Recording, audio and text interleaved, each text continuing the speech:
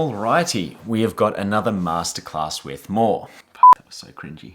Jesus. Well, today I'm going to explain to you all about this image. Now, I'm assuming that everyone here has probably seen a long exposure shot, especially of a waterfall where the water looks silky and smooth. But do you know how that image is shot? Now, to shoot a long exposure, you're going to need two things. One is an ND filter. It acts just like sunglasses for your camera.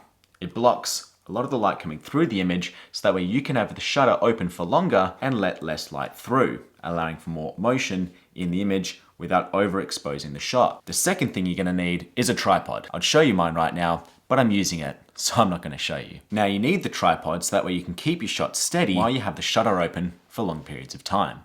If you were to shoot handheld, your hands are gonna shake and you're gonna introduce motion blur. I mean, just look at my hands. They are not still, always shaking. Now where I live, we only have two waterfalls, and so that is one of them, and that's the only one that I can really show you how to shoot waterfalls. And yes, this image will be available soon on the print store, which will be happening soon.